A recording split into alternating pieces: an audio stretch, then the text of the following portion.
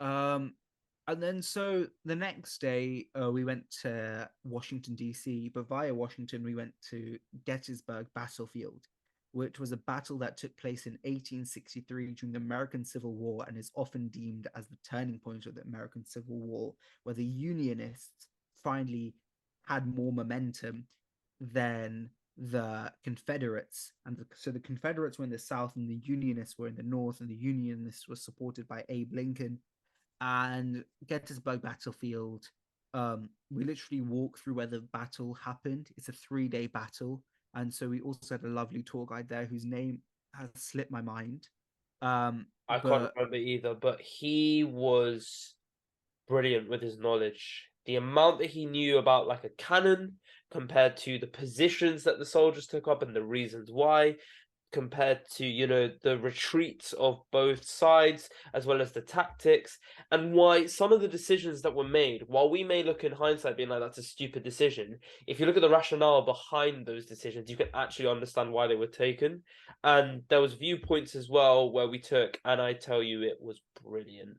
It was truly incredible to see someone who's so passionate about a battle and about an area that they've obviously grown up in and learnt about for so long all their life, and then deliver that knowledge to us. And I'll be frank, I can only remember like 5, 6 bits of the information, but those 5, 6 bits of information are incredible. Like, you don't get that many places. yeah.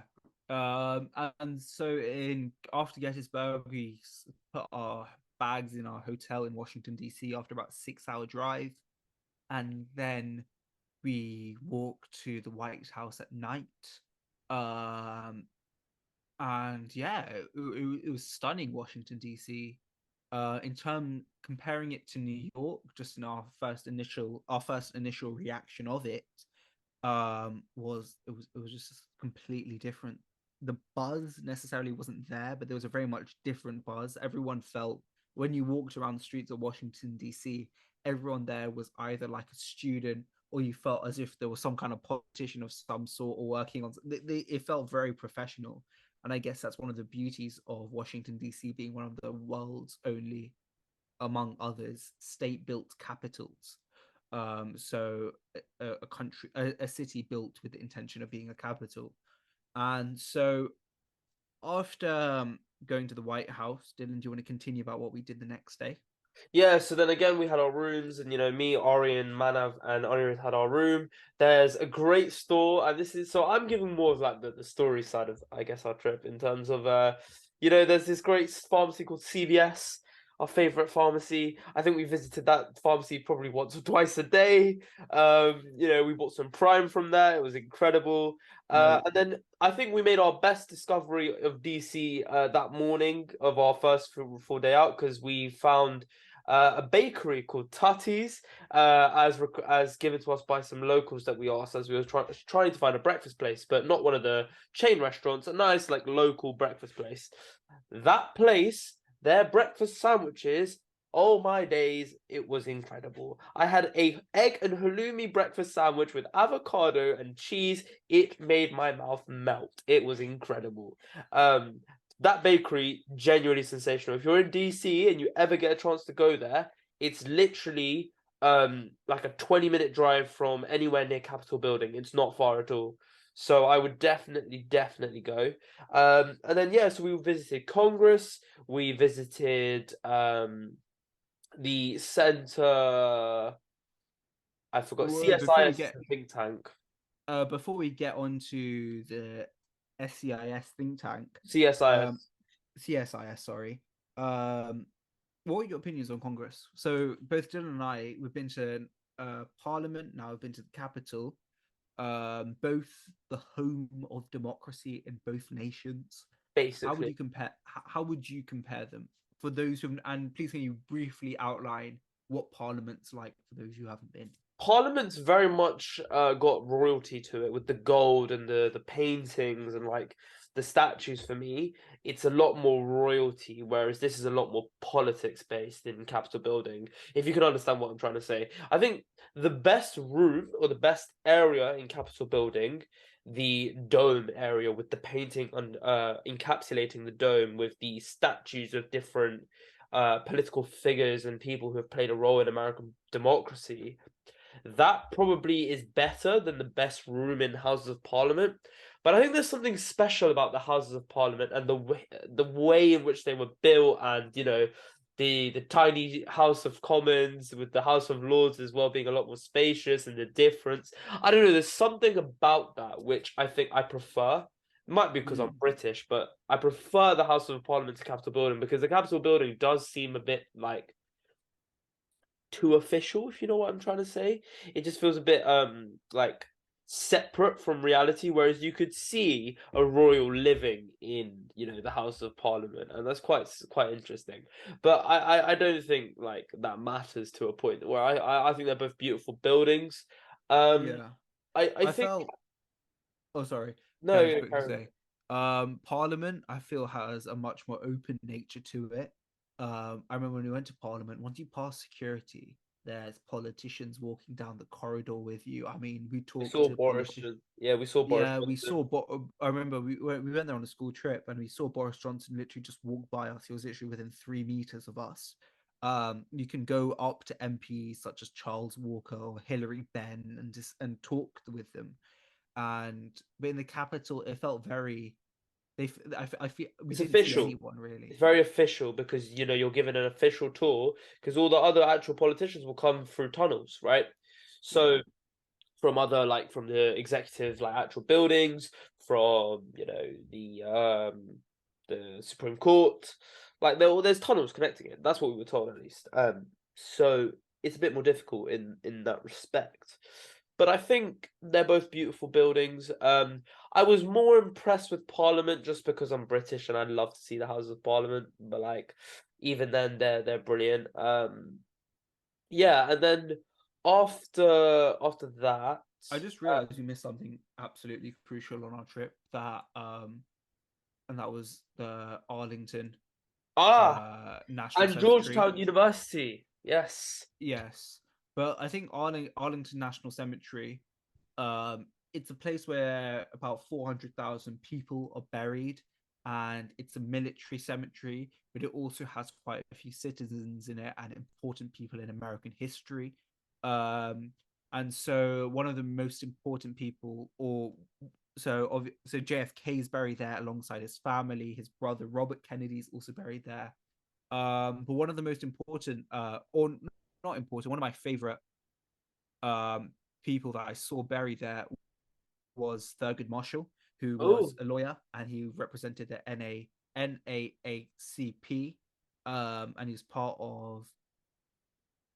part of the decision that led to Brown versus Board of Education in 1954, which led to the removal of Plessy versus Ferguson, which was a precedent set in 1896, which was which promoted the doctrine of white and black citizens as separate but equal. And so Thurgood Marshall ultimately fought against it, and so which consequently led to civil rights, which consequently led to the 1960s being the most important turning point for civil rights in African American history. Um, and so yeah, so that was really cool. And there were tons of really important figures in history, not just American history, that were buried there. And even beside that, there were soldiers there, there were officers there died for who all died for the honorable cause of allowing us to be how we are today, free, and ultimately be free. gave us their final sacrifice. Yeah. No, Arlington was incredible, and I think the Arlington House for me was in like just moving, seeing the slave quarters over everything. That was probably the best thing possible. And then the last thing of US really, after some think tanks that we visited and everything, was the Smithsonian museums. Now, let's not go into too much detail because I think people who go there for the first time should really have like that emotional connection with it. But for me, seeing the slave trade museum aspect to it was genuinely heartbreaking and moving. Seeing a number being placed on people's lives.